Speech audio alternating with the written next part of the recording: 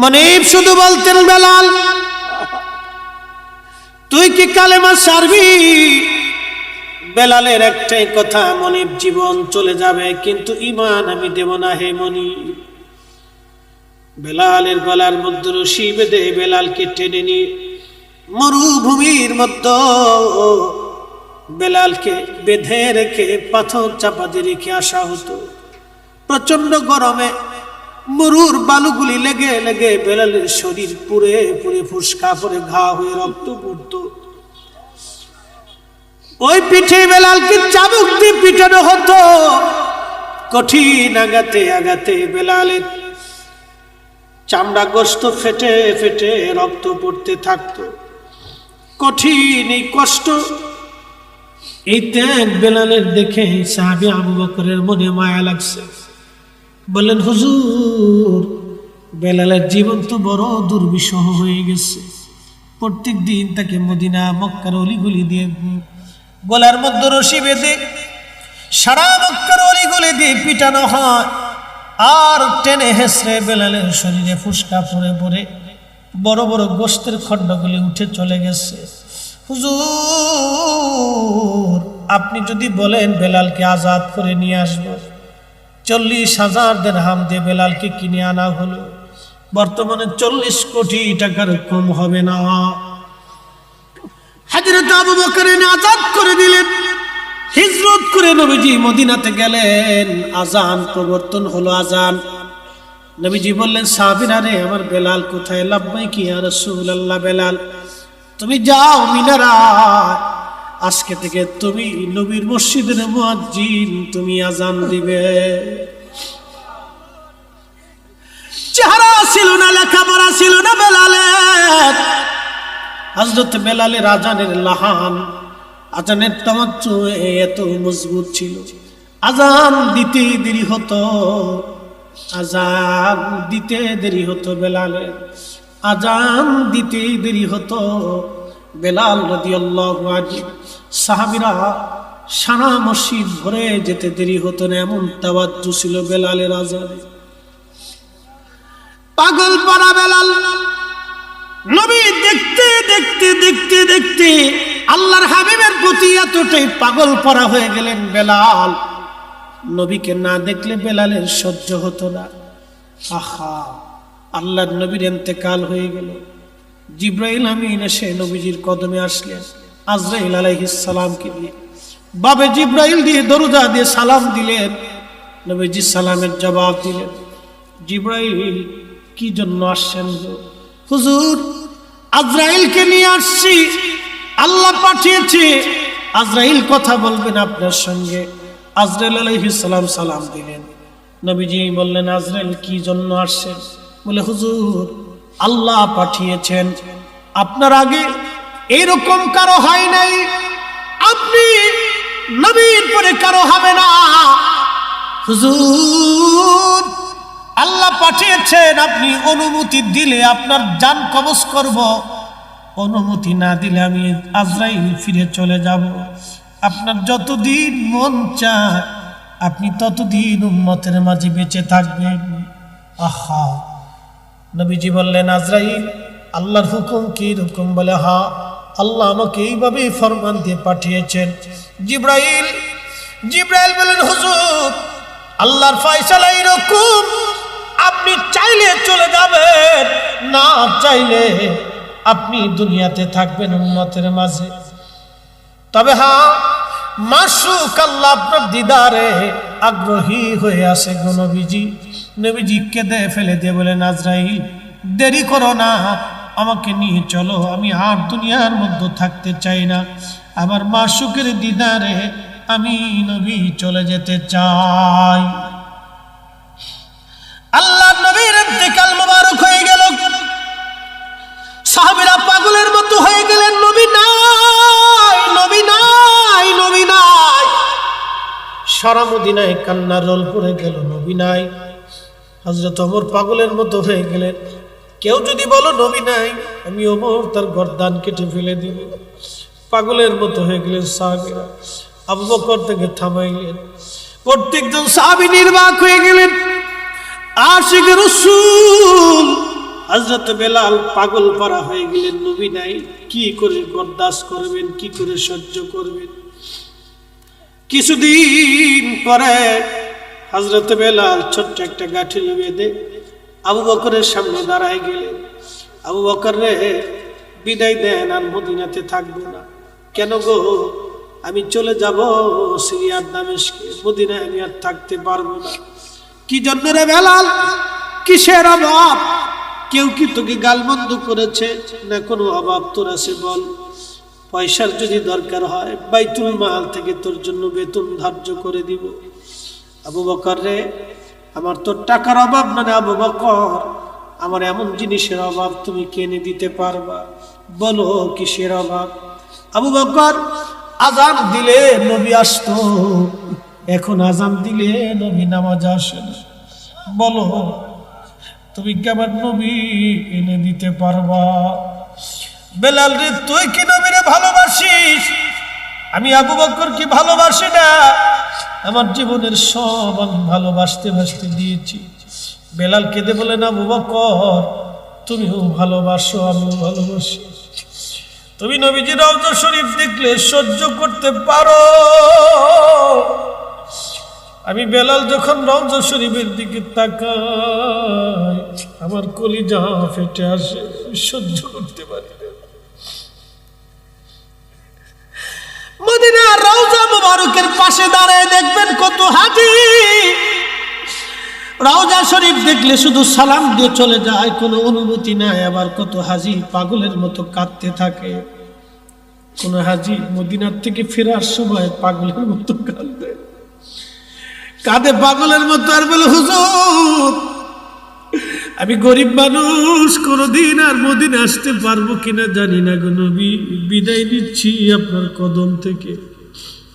কোন হাজী কেঁদে কেঁদে পেরেশান হয়ে যায়, কোন হাজীরা কেঁদে কেঁদে পেরেশান হয়ে যায়। রওজা শরীফ দেখলে কোন হাজী চোখের পানি ফেলে ফেলে কাঁদে, পাগল পারা হয়ে যায় হাজী, পাগল পারা হয়ে যায় হাজী, পাগল পারা হয় হাজী, পাগল পারা হয় নবী বিরহ বেদনা সহ্য করতে না পেরে। হে রাসূল, তো হযরত বেলাল সিরিয়ার দামেস্কে চলে গেলেন। বহুদিন পরে নবীজি স্বপ্ন দেখাইলেন, ও বেলাল কেমন জুলুম শুরু করছো, কতদিন হলো তুমি আমার জিয়ারতে আসো না বেলাল? আমি নবীর জিয়ারতে আইরে বেলাল। একজন সাহাবী নবীকে কি পরিমাণ ভালোবাসা দিলে, মদিনার নবী সিরিয়ার দামেস্কে যা ডাক দিছে, বেলাল কেন বেলাল আমার সাথে জুলুম করো তুমি? বেলাল কতদিন হলো তোমার কণ্ঠে আযান শুনি না, বেলাল আমার জিয়ারতে। যখন নবীর আশিক এই স্বপ্নখানা দেখলে, এই স্বপ্নখানা দেখার সঙ্গে সঙ্গে পাগল হয়ে মদিনাতে ছুটে আসছে তিনি। তাহাজ্জুদের সময় যখন আসছে, আল্লাহর হাবিবের রওজা মুবারক কাঠের জালি দিয়ে ঘিরে রাখা ছিল। ওই রওজা মুবারকের পাশে বসে বসে বেলাল কান্দে আর বলে, হুজুর আসতে বলেছিলেন, আমি আসছি, কিন্তু আজান দিতে বলছেন নবী গো, আজান দিলে কি আপনি আসবেন? নতুন মুয়াজ্জিন আসছে, নতুন মুয়াজ্জিন এসে দেখে নবীর মুয়াজ্জিন বসে বসে কাঁদে, ডাক দেয় বলে, সাহাবীরা রে আসো, নবীর মুয়াজ্জিন ফিরে আসছে, তাড়াতাড়ি আসো, তাড়াতাড়ি আসো, নবীর মুয়াজ্জিন ফিরে আসছে।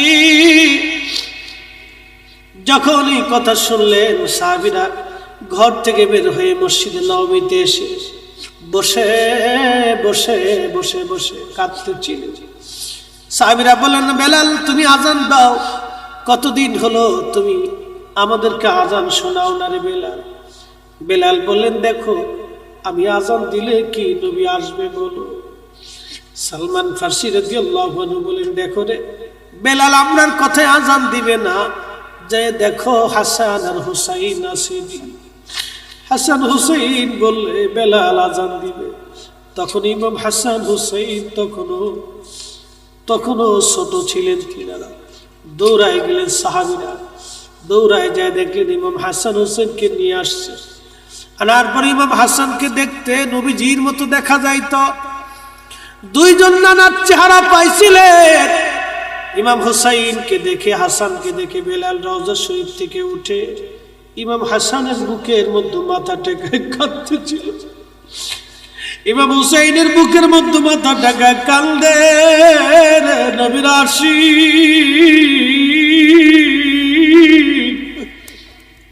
হযরত ইমাম হুসাইন হাসান ডাকতে বলেন, নানার মুয়াজ্জিন, কতদিন হলো আমাদেরকে আজান শোনাও না। যেই লাহান দিয়ে নবীরে আজান শোনাইতা, নানারে আজান শোনাইতা, সেই লাহান দিয়ে আমরাও আজান শুনাই যাও। নবীর মুয়াজ্জিন চলে গেলেন মিনারায়। যেই ছাদের উপরে দাঁড়ায় বেলাল আজান দিতে, বনু নাজ্জার গোত্রের এক মহিলার ছাদ ছিল মসজিদ নবীর পাশে।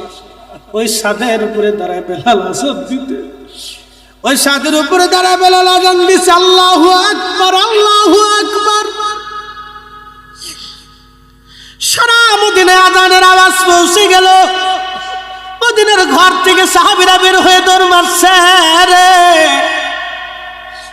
আল্লাহু আকবার, আল্লাহু আকবার বলে যখন আবার আজান দিছে, সারা মদিনার ঘর থেকে বৃদ্ধ সাহাবীরা পর্যন্ত বের হয়ে দৌড় মারছে। যখন আশহাদু আল্লা ইলাহা ইল্লাল্লাহ বলে টান দিছে, মহিলারা ছোট্ট বাচ্চাদেরকে নিয়ে ঘর থেকে বের হয়ে দৌড় মারছে। যখন বেলাল আশহাদু আল্লা ইলাহা ইল্লাল্লাহ বলছে, সারা মদিনার মানুষ কাঁদতেছে। কেঁদে কেঁদে মদিনার মানুষ হয়রান হয়ে যাচ্ছে। যখন বেলাল আবার আজান দিলেন, আশহাদু আন্না মুহাম্মাদুর রাসূলুল্লাহ,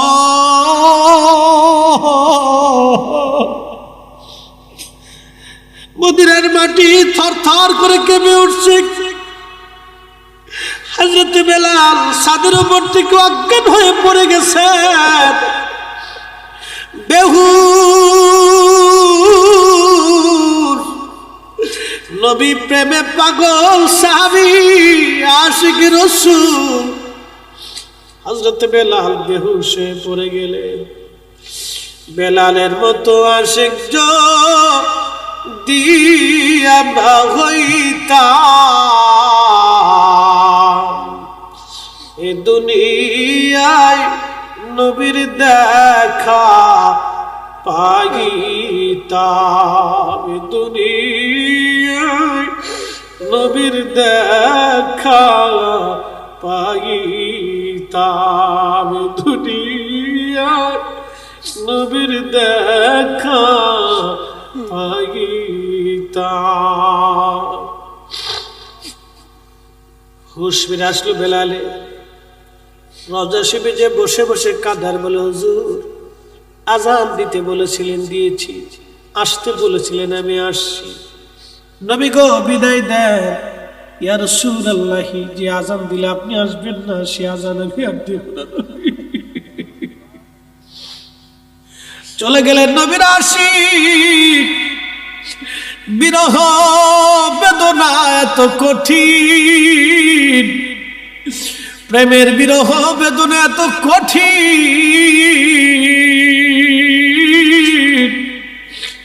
নবী প্রেমের বিরহ বেদনা এত কঠিন।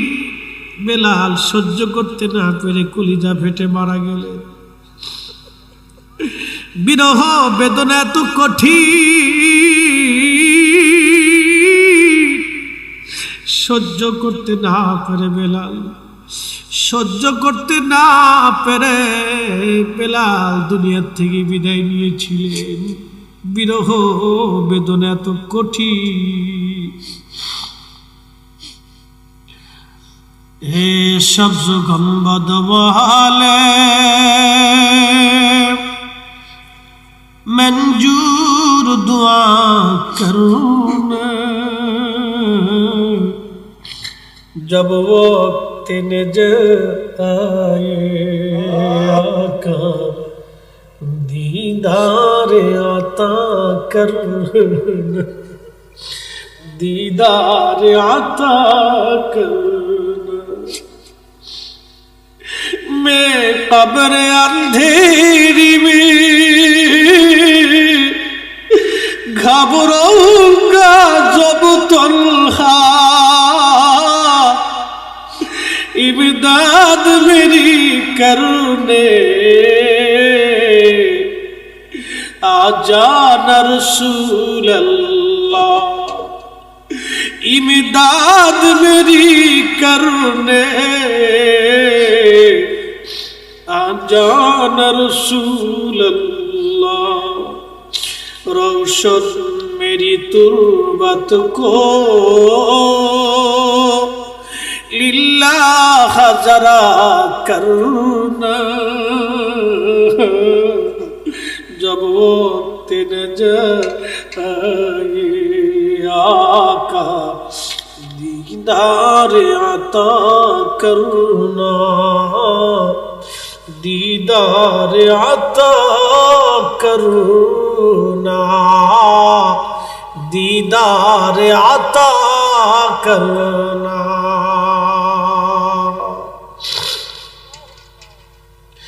এসেছেন যত নবী সকলের ইমাম, সালাম নবী তোমায় হাজারো সালাম।